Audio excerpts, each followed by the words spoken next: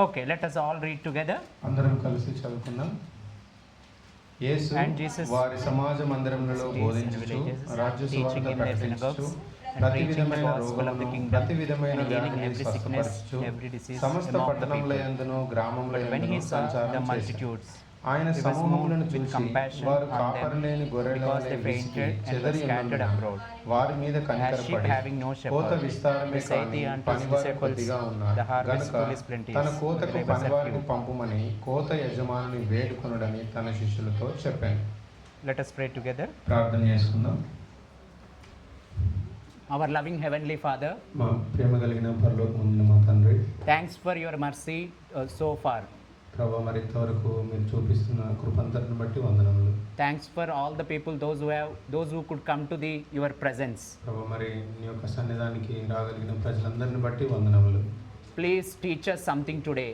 ప్రభా మరి ఈరోజు మాకు కొంచెం నీ వాక్యంలో నుండి నేర్పించండి. Satisfy our spiritual needs. ప్రభా మా యొక్క ఆత్మీయ అవసరతలను తృప్తిపరచండి. Help brother and myself to preach the word in an efficient way. ప్రభా మరి నీ వాక్యాన్ని మరి స్పష్టంగా బోధించగలుగుటకు మా ఇరువురికి సహాయం చేయండి. We pray in the name of Jesus. యేసు నామమున ప్రార్థిస్తున్నాం తండ్రి. Amen. Amen. So when we read this particular portion from the Matthew 9th chapter, మరి మనం చదివినటువంటి మత్తయి సువార్త 9వ అధ్యాయంలో there we can see the ministry of the Jesus Christ. ఇక్కడ యేసు ప్రభు యొక్క పరిచర్యని మనం చూస్తున్నాం. So Jesus was not restricted to one single place. మరి యేసు ప్రభు ఒక ప్రాంతానికే పరిమితమైపోలేదు. He moved about different places. ఆయన వివిధ రకాలైనటువంటి ప్రదేశాలకు వెళ్ళాడు. So when we read all this particular gospels, we can understand that Jesus moved from one particular place to the another particular place.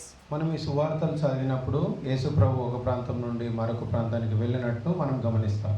So this is mainly because to understand the needs of the people. ఇది మనకి ఏం సూచిస్తుందంటే ప్రజల యొక్క అవసరతను సూచిస్తుంది. So when we read this particular verse 36 and 37 and 38, 36 నుండి 38 వచనాలు మనం చూసినట్లయితే Jesus was very particular about observing the people. మరి యేసు ప్రభు ప్రజలందరినీ కూడా గమనిస్తూ ఉన్నాడు. Means he is seeing the situation. అక్కడ ఉన్న పరిస్థితుల్ని గమనిస్తూ ఉన్నాడు. And second thing, రెండవదిగా he is showing sympathy towards the people, those who are in the need. మరి ఎవరైతే అవసరతలు ఉన్నారో వాళ్ళపైన కనికరాన్ని దేవుడు చూపిస్తున్నాడు. So at last actually he served the shortage or the scarcity present in that particular place or in the people. మరి అక్కడ ఉన్న కొరతను బట్టి వాళ్ళకు ఆ ప్రజలకు అవసరతలను బట్టి యేసు ప్రభు వారికి సేవ చేస్తూ వచ్చాడు. So I would like to make this particular thing into three different parts.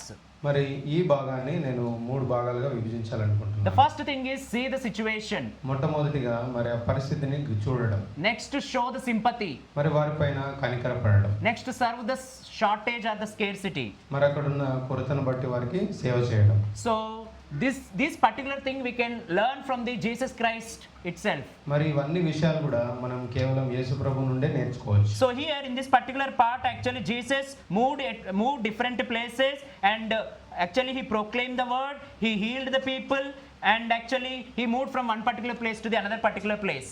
ఈ భాగంలో యేసు ప్రభువు మరి అనేక ప్రాంతాలకు సంచరిస్తూ వారిని బాగు చేస్తూ వారికి సువార్త ప్రకటిస్తూ వచ్చాడు. Means first actually he understood the situation over there. మరి అక్కడ ఉన్నటువంటి పరిస్థితిని యేసు ప్రభు అర్థం చేసుకున్నాడు. So the very important thing for us also to observe the situation in our surroundings. మనకు కూడా మన చుట్టూ ఉన్నటువంటి పరిస్థితుల్ని అర్థం చేసుకోవడం ఎంతో అవసరం. When you are at the home, మీరు ఇంటి వద్ద ఉన్నప్పుడు, when you are at the church, మీరు మరి దేవుని మందిరంలో ఉన్నప్పుడు, when you go to workplace, మీరు మీ యొక్క పని దగ్గరికి వెళ్ళినప్పుడు God will allow different situations in our life. దేవుడు మన జీవితాల్లో వివిధ రకాలైనటువంటి పరిస్థితులు అనుమతిస్తాడు. At that time we should be very open to see the situation there. ఆ సమయంలో ఆ పరిస్థితిని మనము బాగా గమనించాలి. Then only we will be able to fulfill the need over there. అప్పుడు మాత్రమే ఆ యొక్క అవసరతని మనము మరి సంపూర్ణం చేయగలం. Here also Jesus saw the multitude of the people present over there. మరి యేసు ప్రభు అక్కడ ఉన్నటువంటి జన సమూహములన్నిటినీ చూస్తూ వచ్చాడు. And then he has shown his sympathy towards them. మరి వాళ్ళని చూసి యేసు ప్రభు వారిపైన కనికరపడ్డాడు. There are so many people, those who are distressed and dejected. మరి అక్కడ ఎంతో మంది వివిధ రకాలైనటువంటి బాధలతో ఎంతో మరి కృంగుదలలో ఉన్నారు. Then there Jesus described those people as the people like sheep without shepherd. మరి వాళ్ళని చూసి యేసు ప్రభు ఒక మాట అన్నాడు, వాళ్ళు కాపరి లేని గొర్రెల వలె ఉన్నారు. So whenever you also observe the situation at your home or church or in your workplace, you can also find such people. మరి మీరు కూడా ఇంటి వద్ద మరి పనిచేసే దగ్గర కూడా ఇలాంటి వాళ్ళని చూసినప్పుడు మనకు కూడా కనిపిస్తారు ఇలాంటి వాళ్ళు. At that time we should be very open to understand the things over there. ఆ సమయంలో అక్కడ ఉన్న పరిస్థితులన్నిటిని మనం బాగా అర్థం చేసుకోవాలి. So many times we heard from the Shantanna also that sensitivity towards the situation is very important. మరి పరిస్థితికి మరి ప్రతిస్పందించడం అనేది ఎంతో ముఖ్యమైనటువంటి విషయం. If our heart and mind and body filled with the pride or the proudness, then we cannot be open to the sensitivity. We may not be sensitive towards the things there. మరి ఎప్పుడైతే మన హృదయంలో గర్వంతో నిండినప్పుడు అలాంటి పరిస్థితుల్ని మనం గమనించలేం. So that's what we should be very careful to be sensitive towards the things. మరి ఇలాంటి విషయాలకి ప్రతిస్పందించడం అనేది చాలా ముఖ్యమైన విషయం అని మనం గమనించాలి. So many times we heard that actually whenever we see a person, actually we have to read them like a chip. మరి మనం ఎవరైనా మరి వ్యక్తులను చూసినప్పుడు వాళ్ళు ఎలాంటి పరిస్థితుల్లో ఉన్నారో మనం దాన్ని గ్రహించగలగాలి. It's like non-verbal expressions. మరి అది మనకు వాళ్ళు బయటికి చెప్పలేరు కానీ చూడగానే మనం అర్థం చేసుకోవాలి. Whatever will be there in their heart, that will be definitely reflected in their faces. మరి వాళ్ళ హృదయంలో ఏదైతే ఉందో వాళ్ళ మొహంలో మనకు కనిపిస్తుంది. So whenever you are able to read out their facial expressions, then the second step is you need to show the sympathy towards such people. మరి ఎప్పుడైతే వాళ్ళు అవసరంలో ఉన్నట్టు మనకు అనిపిస్తుందో మనం దానికి వెంటనే ప్రతిస్పందించాలి, కనికరం చూపెట్టాలి. Jesus has those three qualities in this particular portion. మరి ఈ భాగంలో యేసు ప్రభు కూడా ఇవే 3 గుణాలను మనం చూస్తున్నాం. He saw the situation. First Yesu ప్రభు మరి ఆ యొక్క సిచ్యువేషన్ ని గమనించాడు. Then he showed sympathy towards them. వాళ్ళ మీద ఎంతగానో కనికరపడ్డాడు. Then he even served that particular shortage or the scarcity present over there. మరి అక్కడ ఉన్నదాన్ని బట్టి వాళ్ళకి సేవ కూడా చేస్తూ వచ్చాడు. So that's what God has given different things for us. Actually God has brought here to fulfill the needs of the different people. మనల్ని కూడా మరి యేసు ప్రభు ఇక్కడికి ఆ యొక్క ఉద్దేశం కొరకే వేరే వాళ్ళ అవసరాలు తీర్చడానికే మనల్ని ఇక్కడికి తీసుకొని వచ్చాడు. If you see the verse 38, actually there, like 37, there actually God is telling us that there is a plenty of need. మరి ఇక్కడ 37వ వచనంలో మనం చూస్తే కోత విస్తారమే గాని పనివారు కొద్దిగా ఉన్నారు. Means there are very few people, those who are coming forward to fulfill the needs of the people. మరి పని ఎంతగానో ఉంది గాని అది చేయడానికి కొద్ది మంది ఉన్నారని ఇక్కడ చెప్పబడింది. So many times also we also think that actually I am only in the need. మరి నేనే అవసరతలో ఉన్నానని కొన్నిసార్లు అనుకుంటాం. So that's what when many times we come into the God presence to fulfill our needs. మరి కొన్నిసార్లు దేవుని సన్నిధికి మన అవసరాలు మరి తీర్చుకోవడానికి మనం వస్తాం. Did we pray any time that God today please show us the others needs? మరి ప్రభువా వేరే వాళ్ళ అక్కర్లు నాకు చూపించినప్పుడైనా ప్రార్థించామా? That is a wonderful prayer. అది నిజంగా ఎంతో అద్భుతమైనటువంటి ప్రార్థన. Even I heard the same prayer from the Mother Teresa also. మరి ఇదే రకమైనటువంటి ప్రార్థన మదర్ తెరిసాలో మనం చూడవచ్చు. When she starts her day daily, actually she asks the God please show us the others needs today. మరి ఆమె ఎప్పుడైతే ప్రార్థిస్తుందో ఉదయకాలం ప్రతిరోజు కూడా ఆమె ప్రభువా మరి వేరే వాళ్ళ అవసరతలు నాకు చూపించని ప్రార్థించేది. Means she is very sensitive towards the needs of the people. మరి వేరే వాళ్ళ అక్కర్ల విషయంలో ఆమె ఎంతో చాలా జాగ్రత్తగా ఉండేది. Means she followed the examples of the Jesus Christ. ఆమె యేసు ప్రభువునే మాదిరిగా కలిగి ఉంది. So that's what actually whenever we go through a particular day, be sensitive towards your surroundings. మరి మనం దినచర్యలో మనం వెళ్ళిన ఎక్కడికైనా కూడా ఇలాంటి విషయాల్లో మనం ఎప్పుడు కూడా గమనిస్తూ ఉండాలి. Daily actually I travel in metro. మరి నేను ప్రతిరోజు కూడా మెట్రోలో ప్రయాణిస్తూ ఉంటాను. So at the entrance and at the exit we can see the different people, those who are in the need and actually those who beg from the people. మరి మనము అలాంటి సమయంలో నేను చాలా మందిని గమనిస్తూ ఉంటాను. కొంతమంది మరి వాళ్ళు భిక్షం అడుక్కుంటూ ఉంటారు. So I was observing a woman actually from the many days. మరి నేను ఒక స్త్రీని గత కొంతకాలంగా గమనిస్తూ ఉన్నాను. And I thought to help her and I helped actually 2 to 3 times previously. నేను ఆమెకు మరి ఏదైనా సాయం చేయాలని 2-3 సార్లు కూడా తనకు సాయం చేస్తూ వచ్చాను. But suddenly what happened I don't know, she disappeared. మరి ఏమైందో తెలియగాని ఆమె అక్కడ కనిపించడం లేదు. After 2 months 2 or 3 months actually suddenly recently she appeared there at the entrance of the paradise. మరి మళ్ళీ ఈ రీసెంట్గా ఆ స్త్రీ కనిపించింది. I shocked to know that actually she was totally wounded and her body is with the bandages. మరి ఆమెకు చాలా గాయాలు అయిపోయినాయి, వాళ్ళంతా కూడా బ్యాండేజెస్తో ఉంది.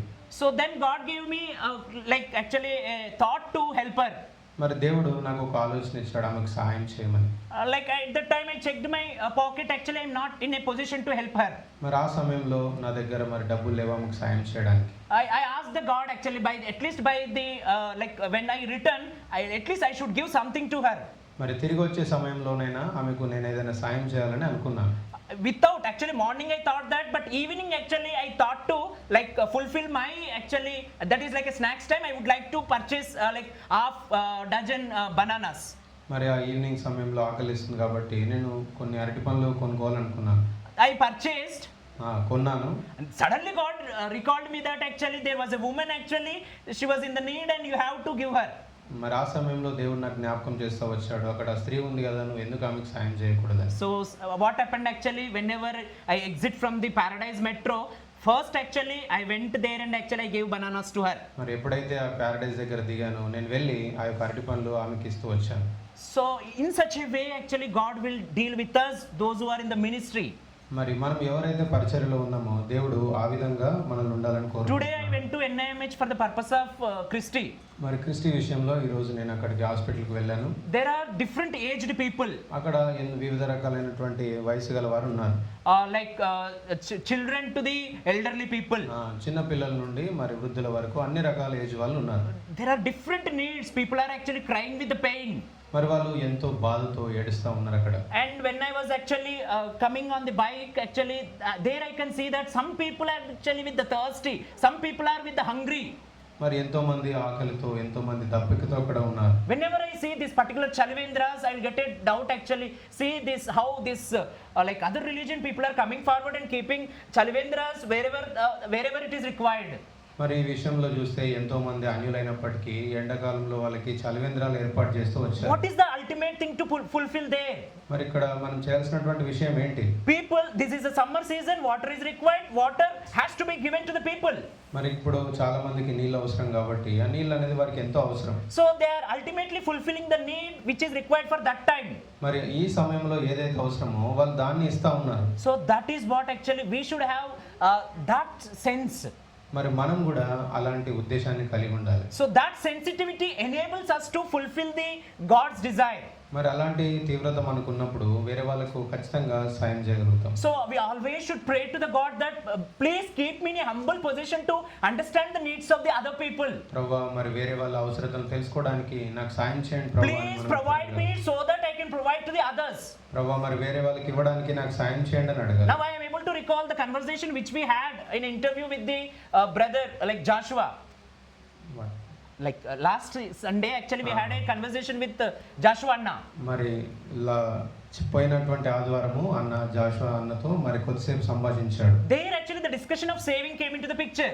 మరి ఆ సమయంలో మరి ఒక విషయం వచ్చింది, డబ్బుల గురించి విషయం వచ్చింది. At that time actually the discussion, I don't know how many of you satisfied with the discussion. It is up to our actually personal thing, but I felt like at that time simply our brother Chandrakant also raised a question there. మరి ఆ సమయంలో నేను కూడా ఒక question అడుగుతూ వచ్చాను. What is that means actually? God provides us if we have the faith actually on the daily basis. మరి మనము దేవుని పైన ఆధారపడితే దేవుడు మనకు ఇస్తా అని చెప్పాడు కదా ప్రతిరోజు. So that actually that is required for us. Okay. అది కూడా మనకి ఎంతో అవసరం. So we should not solely depend on the savings. మరి మనం ఎప్పుడు కూడా మనకు ఏదైతే సేవ్ చేసుకున్నామో దానిపైన ఆధారపడకూడదు. Then a condition comes actually God will show us someone and you have savings. మరి ఒక అవసరం వచ్చింది ఎవరికో బ్రదర్కి, నీ దగ్గర డబ్బులు ఉన్నాయి. At that time the real test actually comes into your life. మరి మన జీవితంలో అప్పుడు నిజమైనటువంటి పరీక్ష కనిపిస్తుంది. I can still recall one incident actually when my father was admitted in the CMR hospital. మరి మా నాన్నగారు ఎప్పుడైతే CMR హాస్పిటల్ అడ్మిట్ అయ్యారో And one brother came to know this particular incident through a phone call.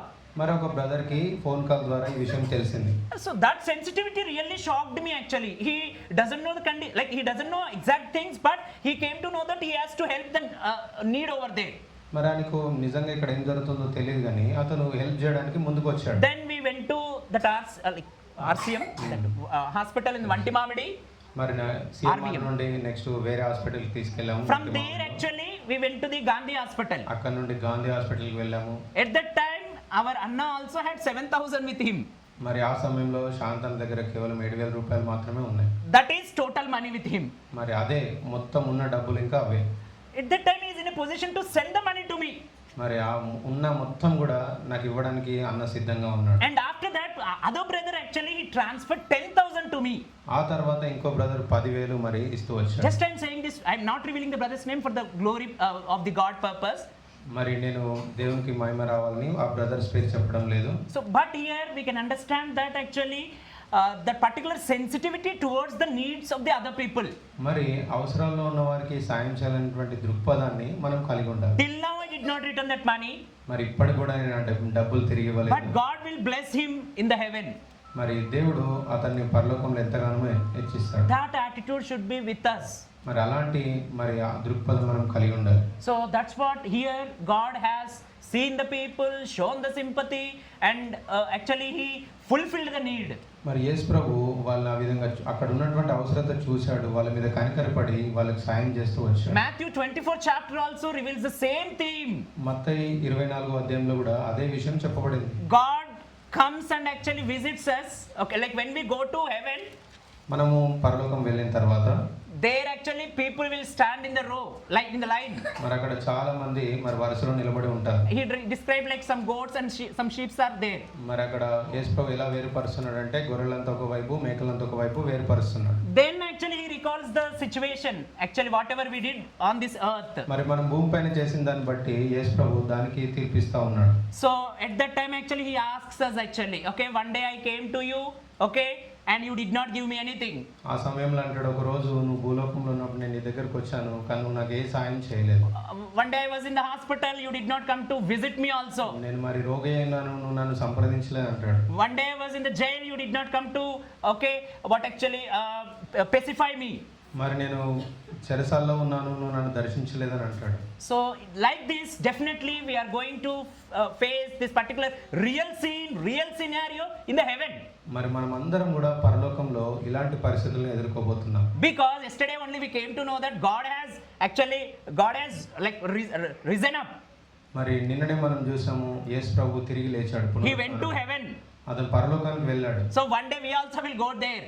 మనం కూడా ఒక రోజు అక్కడికి వెళ్తాం. So then the PPT presentation will be there. మరి అప్పుడు మనందరికి కూడా మన జీవితం అంతా ప్రదర్శించబడుతుంది. At that time God makes us to be in the line and he definitely judges according to whatever we did on the earth. మరి అప్పుడు మనం అందరం కూడా వరుసలో నిలబడతాం. మనం చేసిన దాన్ని అందరిని బట్టి మనకు తీర్పు ఇవ్వబడుతుంది. So that's whatever we actually see the situation, okay, showing the sympathy definitely accumulates some interest in the heaven. మరి మనము ఈ విధంగా యేసు ప్రభు వలె ఆ యొక్క సిచ్యువేషన్ని గమనించి చేస్తే ఆ సమయంలో మనకి ఎంతో బాగుంటుంది పరలోకంలో. So that's what God has told us, that actually please, okay, try to accumulate the money in the heaven. మరి యేసు ప్రభు చెప్పాడు, పరలోకంలో మీ ధనంను కూర్చుకొనండి. So that's what we should be very careful towards this particular sensitivity towards the needs of the people. ఆ విషయంలో మనం ఎంతో జాగ్రత్తగా ఉండాలి, వేరే వాళ్ళ అవసరాలు తీర్చే విషయంలో. So be thankful to the God if you are getting the pain. Be thankful towards the God if you are getting or going through the pain. మీరు నిజంగా బాధగుండా శ్రమల గుండా వెళ్తున్నట్టయితే మీరు దేవునికి ఎంతో వందనాలు చెల్లించాలి. Pain is a real gain. మరి ఆ యొక్క శ్రమనే మనకు ఆశీర్వాదంగా మారుతుంది. Then only we will be able to understand the pains of others. అప్పుడే మనం శ్రమలో వెళ్ళినప్పుడే వేరే వాళ్ళ బాధల్ని శ్రమల్ని మనం అర్థం చేసుకోగలుగుతాం. So last time actually recent, like 1 week back I had a pain with this particular illness. మరి నేను కూడా గత వారంలో ఒక రకమైనటువంటి బాధ గుండా వెళ్తూ వచ్చాను. At that time I was in the office. మరి ఆ సమయంలో నేను ఆఫీస్లో ఉన్నాను. I was not able to move. That particular fever or the things actually moving or shaking my body like anything. మరి ఆ సమయంలో నేను ఎలాంటి కదలలేనటువంటి పరిస్థితిలో ఉన్నాను. Suddenly I went to the washroom. మరి ఆ సమయంలో నేను వాష్రూమ్కి వెళ్తూ వచ్చాను. At that time I was helpless. మరి ఆ సమయంలో ఎంతో నీరసంగా బలహీనంగా అయిపోయాను. Body is totally shaking, BP levels went down. మరి బీపీ అంతా కూడా పడిపోయింది, శరీరం అంతా చాలా నీరసంగా ఉంది. Actually I closed the door of that particular washroom. మరి వెళ్ళి అక్కడ డోర్ నేను క్లోజ్ చేస్తూ వచ్చాను. I really helpless. I totally became nervous, and actually I'm in a shocked position. ఎంతో నీరసంగా మరి కదలలేనటువంటి స్థితిలో చాలా దయనీయ పరిస్థితిలో I ఉన్నాను came to అక్కడ. a position that actually whether I will be alive or not. మరి నిజంగా బ్రతుకుతానా లేదా అనేటువంటి స్థితిలోకి వచ్చాను. So after some time I prayed to God, God please help me. I was in a locked position. కొద్ది సమయం అయిన తర్వాత నేను దేవుని ప్రార్థిస్తూ వచ్చాను, ప్రభువా నిజంగా నేను ఇక్కడ ఈ పరిస్థితిలో ఇరుక్కుపోయానని చెప్తూ వచ్చాను. And after with God's help only I came to house that day. మరి దేవుని సాయం చేతనే నేను ఆ రోజు ఇంటికి వచ్చాను. After that 2 to 3 days I went with continuous pain.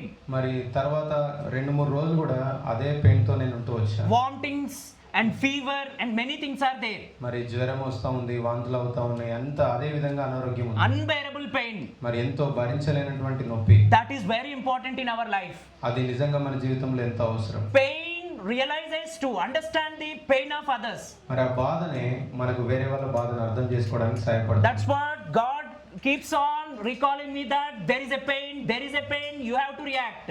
మరి చూడండి ఎంతో మంది ఆ విధంగా బాధగుండా వెళ్తున్నారు, నువ్వు దానికి ప్రతిస్పందించాలని దేవుడు చెప్తా So వచ్చాడు. that's what pain is a gain in your life. మరి నిజంగా ఆ యొక్క బాధ అనేది మనకి ఎంతో ఆశీర్వాదం. So that's what let us practice this thing as a minister of this particular church. మరి ఈ యొక్క సంఘంలో పరిచారకులుగా మనం ఈ విషయాన్ని అర్థం చేసుకోవాలి. Then let us follow the example of our Savior Jesus Christ. యేసు ప్రభు యొక్క మాదిరిని మనం అనుసరించాలి. So that's what, like whenever you are at home, in the church or at your workplace, be sensitive.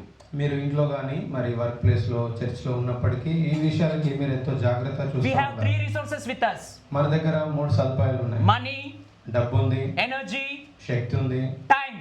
సమయం ఉంది. These are very precious gifts actually given by the God. మరి దేవుని చేత ఇవ్వబడినటువంటి ఎంతో ప్రశస్తమైనటువంటి బహుమానాలు ఇవి.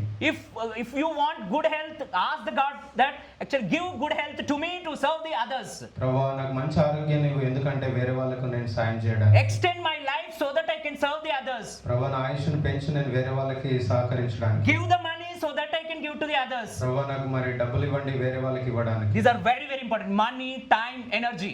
మరి సమయము, ఈ యొక్క డబ్బు, మరి ఆరోగ్యం, ఇవన్నీ కూడా ఎంతో ముఖ్యమైనవి. Tonight, if God calls you, are you able to say that you are utilizing your time, money, energy for the needs of the others? మరి దేవుడు ఈ రాత్రి మనల్ని పిలిస్తే మనం చెప్పగలుగుతామా నిజంగా నాకున్న శక్తి, డబ్బు, ఆరోగ్యం అంతా కూడా వేరే వాళ్ళకి నేను ఉపయోగించాలని?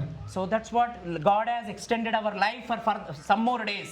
మరి ఆ ఉద్దేశం బట్టే దేవుడు ఇంకా మన ఆయుష్ను పెంచుతా So ఉన్నాడు. let us think about this particular thing, and let us serve the needy people. మరి మనమందరం కూడా ఈ విషయం గురించి ఆలోచిద్దాం, అవసరాల్లోనూ వారికి మనం సాయం చేద్దాం. So let us conclude by saying that, see the situation.